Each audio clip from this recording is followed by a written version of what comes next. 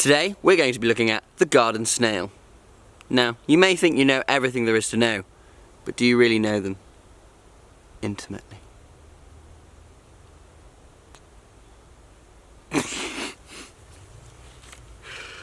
Oh, what am I doing? The garden snail, or Cornu aspersum, is a common sight among gardens all over the world. From the UK, here, around Europe, America, South Africa, Australia, pretty much everywhere. Yeah, and that's our fault. Yeah, they follow us around. Stalker. What a weirdo. Now, garden snails are mollusks, or more specifically, gastropods. And the gastropods are second only to insects in the number of named species there are in the world. This guy's got a lot of cousins. Thanks for a wild Christmas, huh? Yes. Sorry, dude. Jeffrey. I'm gonna call you Jeffrey. I like you, Jeffrey. You're very slimy. Very slimy. We'll come on to the slime later. Generally, there are 3 different categories of snails. Freshwater snails, saltwater snails, and land snails. Based on the fact that I'm currently not drowning, we can probably guess which one the garden snail Jeffrey here belongs to. And also, you know, well, the fact you know what a garden is, I'm assuming. You're quite cute, really. You're cute. Now, the most obvious feature of the snail is the fact that they kind of resemble a bogey with a crash helmet. Yeah, that's about right. Now, this crash helmet is very special. It's made of calcium carbonate, which is the same thing that our bones are made of, limestone's made of, your house is probably made of, concrete is. Calcium carbonate is in everything. It's in toothpaste. It's useful. CaCO3 for the win. Woo! These guys use this shell as a form of protection from predators like hedgehogs, badgers, song thrushes, other birds, frogs, centipedes, ants, other snails. I mean, not humans. Yeah, it doesn't really work against us.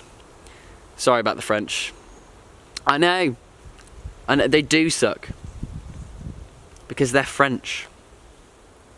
Yeah. This shell helps them survive in challenging weather conditions, such as really hot and dry, or very, very cold weather. Because, I mean, you don't have to worry about hot and dry, do you? It's Britain. It's never hot. And it's never dry. Ever. These snails can completely immerse themselves within their shell, and they'll plug the aperture with slime. When this slime solidifies, it's known as an epiphygium.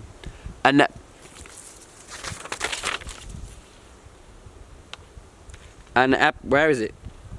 Epiphygium? I can't find it now. Epiphragm. Epiphragm. It's an epiphragm. Epiphragm. We're going with epiphragm. That's not a word. Epiphragm. Cool. Now, this epiphragm allows the snails to regulate the osmotic and temperature conditions within their shell, which basically means they won't dry out, they won't get too moist. Moist. They won't get too hot, and they won't freeze. It's useful. It's like having aircon, but slimy and disgusting, and basically nothing like aircon. Yeah, it's nothing like aircon. But having their own house on their back doesn't seem to slow them down, as these guys can get to speeds of up to 45 miles an hour. Really? 45?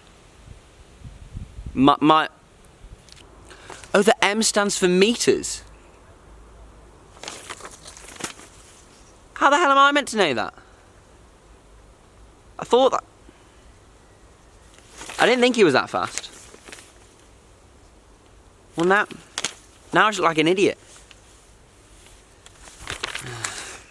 So these guys can reach speed of 45 meters an hour.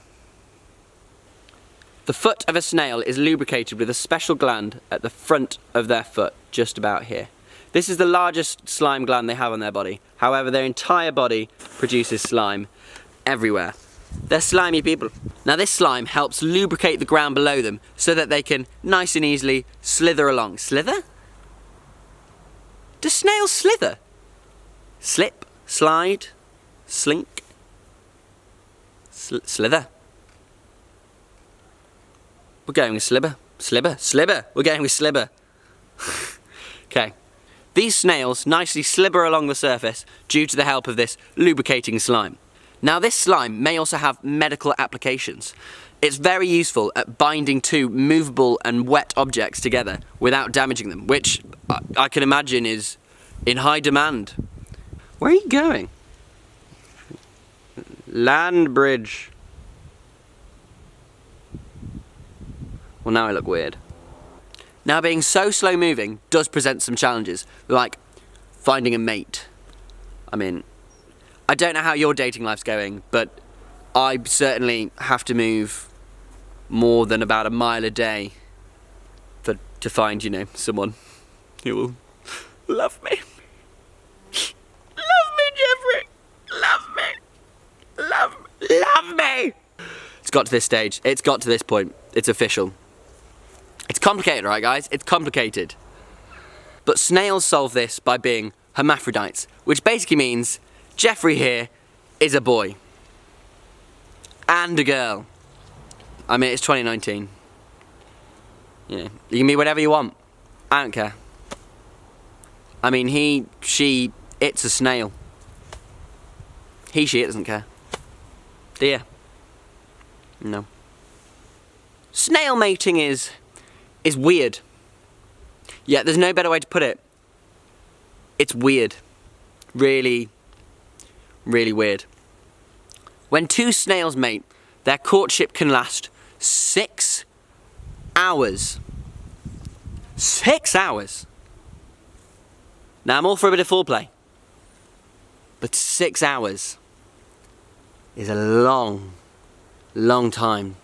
When two snails decide they want to make some sweet, sweet babies, they'll slibber around each other until one of them will fire a love dart into the other. These darts are weird. Now, they're not from a distance. They're not like shooting arrows across your garden. You know, you won't be walking around your garden one day, get speared with a love dart from a snail, and suddenly become really horny.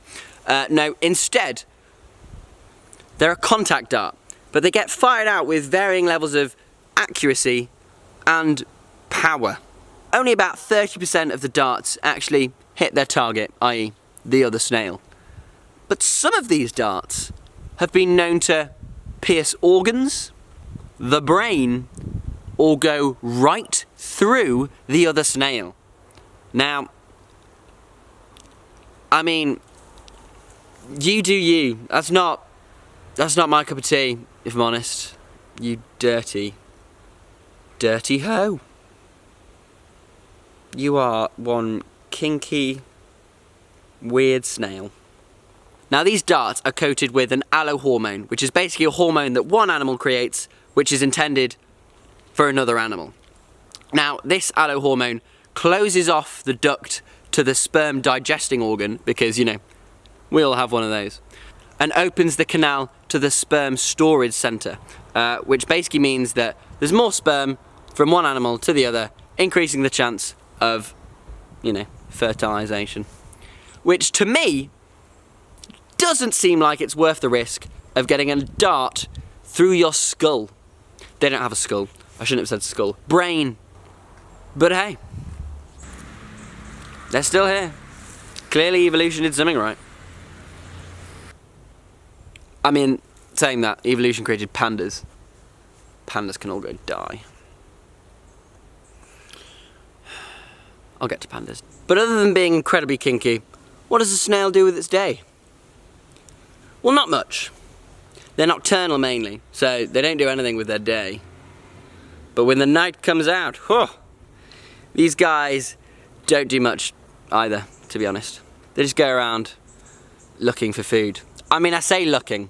I mean, despite the fact that snails have these incredibly long eye stalks here, which on the top house their light-sensitive eyes, their sense of sight is not very good at all. Instead, they use these bottom two antennae to basically smell and taste the air around them, and that's how they navigate most of their world. I don't think lettuce really smells that strongly. Does it? Does lettuce smell? don't know.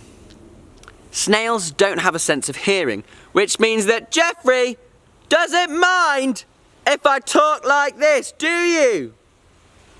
No! No, he doesn't mind. He doesn't. You guys might. Sorry. If you're wearing headphones, sorry. But Jeffrey doesn't mind. Hello! Hello! You can't hear me, don't worry. That's about all I have to say about Jeffrey here. The garden snail. The kinky bogey with a crash helmet that you'll probably never look at the same again. Yeah, hope you enjoyed. Have a good day. You guys realise, like, this is my standing height. Right, I've been squatting this entire time. It's been a great workout. I'm just going splits. Oh, splits is easier. Should have been doing splits.